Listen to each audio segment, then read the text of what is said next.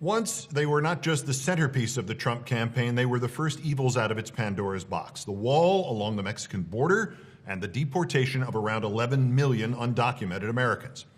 The starting line of this whole wretched, hateful, bigoted nightmare. What empowered the alt-right and inflamed xenophobia and imperiled something that's been fundamental to this nation since slavery ended, the idea that if you were born here, you were an American.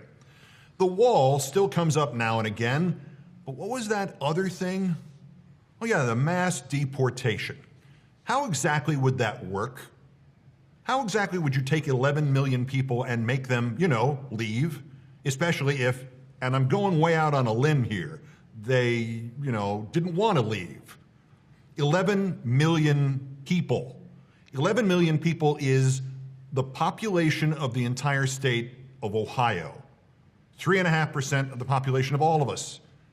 Even now, a year and 3 months into this triumph of delusion and ego over reality and stuff like math and science, there is no policy nor guidance about this to be gleaned from the Trump website or from the campaign, other than his surrogate Chris Christie's declaration that 2 to 3 million people would be targeted for immediate deportation, and Trump's own claims that he would deport any undocumented American accused of a crime, not convicted, just accused, and of course the original plan to, quote, triple the number of immigration and customs enforcement agents.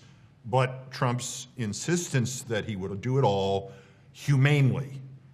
A wildly generous estimate is there are 100,000 agents now, so we triple that to 300,000. 300,000 people to humanely round up 11 million undocumented Americans. That is 37 undocumented Americans per agent if you triple the number of agents.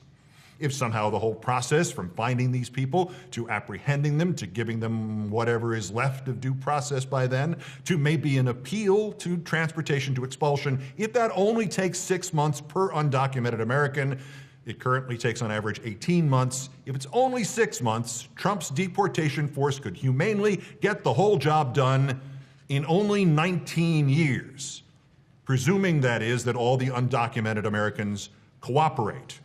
And all of their friends cooperate, and their relatives cooperate, and their employers cooperate, and ordinary Americans who think it is the work of the devil to round up and expel people who risk their lives to get here and are willing to live their lives in the shadows to stay here, presuming they also cooperate when the trucks come for their friends and their neighbors. And it would still take one agent about 19 years to get his 37 undocumented Americans out of America. Now, if, say, each case required the work of 3 members of that 300,000-person Trump deportation force, the project would not be completed until about the year 2072. And that still assumes those who are forced out do not come back in. Now, no matter what numbers and dates are actually realistic, because there's another scenario in which Trump's ethnic cleansing, I meant to say humane deportation, in which the humane deportation could be concluded by 2027. There's still one giant humane problem looming in the background. These 11 million people are not simply going to line up on a given day and march out of the country. You're going to have to take these people and remove them from society. Go to their homes, and for want of a better word, capture them. Capture as many people who now live in the state of Ohio and take them somewhere else until the process of expulsion from the country is complete. Is Donald Trump thinking of humanely keeping them in his hotels? No. There would have to be humane deportation centers of some kind. These would, in fact, be camps of some kind, and the living arrangements would necessarily be cramped, crowded, congested, confined. What is the word I'm looking for? Concentrated. That's it. The camps would be concentrated, where people would be humanely held in, concentrated places, where the deportee residents were in a humane state of being concentrated, where these humane camps had the quality of concentration. Camps with concentration.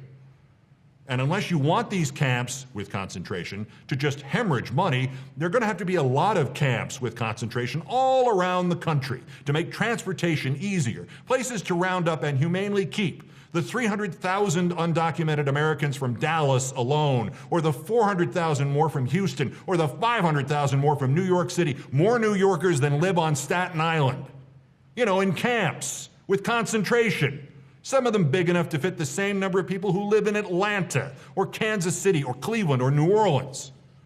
Now, you might not need to house all 11 million people because some of these people would kill themselves rather than go back, or they would resist the roundup and would be killed. Humanely, I'm sure. Still, you better make the camps with concentration just a little bigger because, well, sorry, it'd be necessary just to make the process go more smoothly and more humanely. You make it illegal, to help or hide anybody accused of being an undocumented American. Maybe Trump would make it illegal to not turn in any undocumented Americans you knew of, and anybody guilty of one of these crimes would have to go into the camps too. The camps with concentration. But don't worry, Trump intends to do it humanely. These would be humane camps with concentration. And what could possibly go wrong in them? It'll be done humanely.